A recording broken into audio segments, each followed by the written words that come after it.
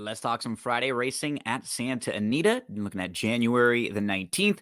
I have 3 plays for you. Some smaller fields and some races where I think you aren't going to get, a double-digit price horse, but I think you can beat some favorites, and I think you can beat some vulnerable favorites here with maybe some third or fourth choices. So I've got a horse in the 5th, the 6th, the 8th we want to look at, 4-1, 6-1, and 5-1 on the morning line.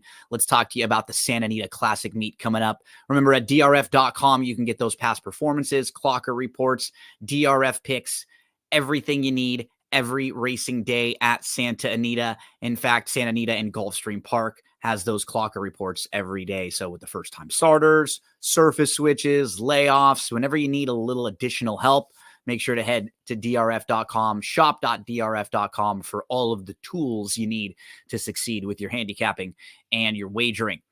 Let's get into race number 5 at Santa Anita. So 5th race is 6.5 furlongs on the dirt. It's a maiden 50 claimer, and it's a state bred for fillies and mares 4 and 5-year-olds. So the horse I'm going to look at in here is the number 3, Jazzy Boo. So she's going to have the blinkers today. She'll be making her 4th career start.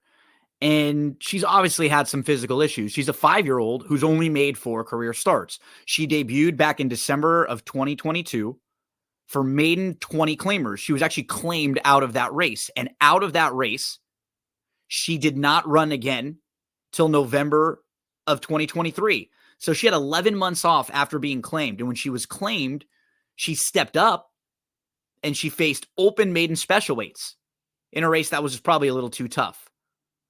But she came back on November the 25th. She tried the turf. She went longer. She was down inside. She was in a little bit tight. She had nowhere to go. And she moved through the inside up to third. She kind of got off the inside. I thought it was a pretty decent effort. And then she got tired. She ended up backing up a little bit. But she was in the race. She was involved until late. And that was going a mile on the turf against better maiden special weight, Calbred maiden specials. So now she drops in to Calbred maiden 50. She's going to go third start off the long layoff. She's cutting back. She's getting back to the dirt. The blinkers are coming on. This feels like a really nice spot for her to run well. And I feel like she's got some ability, and they like her because they claimed her. Off the long layoff, they step her up. Jazzy Boo. Third start off the bench, back to the dirt. The blinkers coming on, getting some class relief here, 4-1. I think if we can get anything around 3 and above, that's fair. Like 5-2, I wouldn't want to take lower than that. Riders Candy is the type of horse I'm fine trying to beat.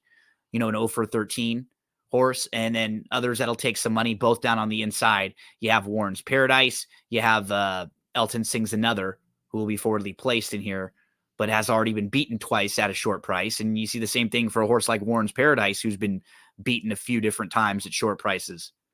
I think there's a little more upside here with a horse like the 3, Jazzy Boo, who's 4-1. Let's move to race number 6. Now, this one is a little tricky, but I think we'll get a fair price on YOLO Calls, who's 6-1 on the morning line. She's only been on the turf twice, and in her career debut, it was out Belterra. She actually ran really well that day. She finished third. Then she was off for a full year.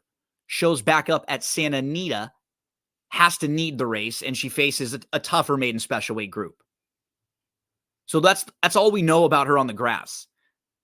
Since those 2 races, she's been on the dirt, and she's done really well in the races on the dirt. What stands out to me about her in this race and why I gravitated towards her, I feel like her running style should play very well in here. I think what you have is a couple of horses who are pretty quick, and then a couple who might be farther back. She could get a very nice trip right in between them. Can she sit sort of like she's been sitting 2-3 lengths off in that 4th sort of spot? If she can, I think that'll play out well in here. The rail can always be tricky, but I do think those things are built into her price a little bit. So if we can say 7 furlongs, just a tad too far too. her form really makes sense.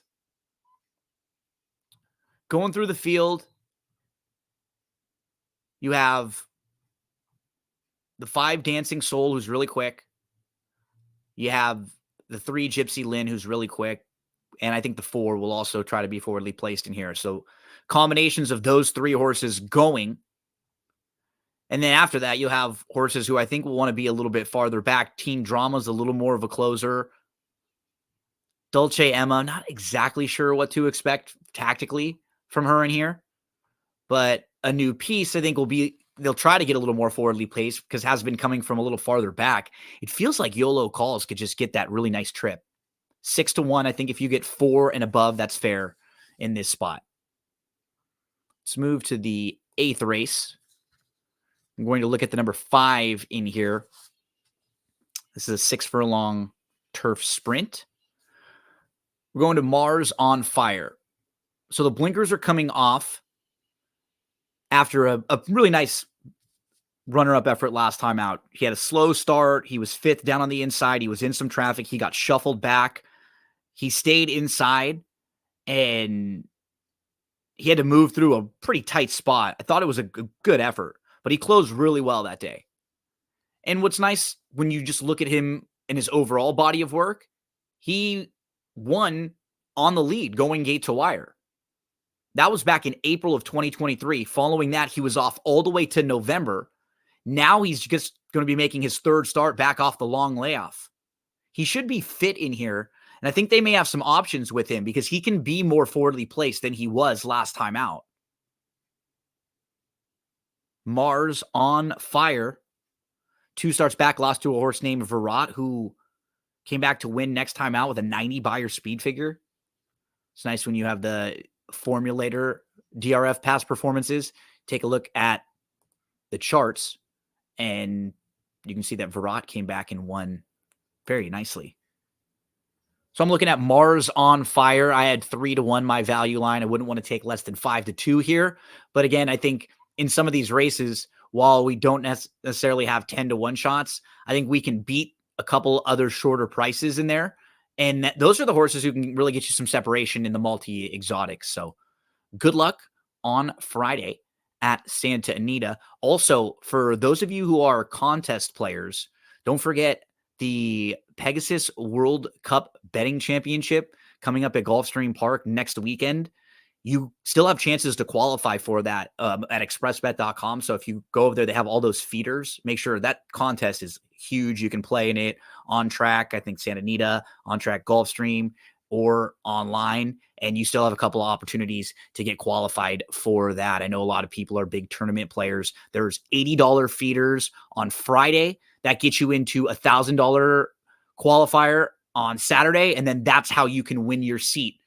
If you don't want to spend up, it's a $6,000 entry into the big game next weekend on Pegasus Day. So I'll have a huge preview for Pegasus Day. I'll get Barry Spears to join me. We could talk all about the big races at Gulfstream Park there. So we'll have a lot of information leading up to that because that'll be a huge day in racing next weekend on Saturday, January the 27th. Hope everyone has an awesome Friday playing the races at Santa Anita. Don't forget, any of the help you need playing those races, got you covered at drf.com. Everything for that Santa Anita Classic meet, PPs, clocker reports, and DRF picks. Good luck.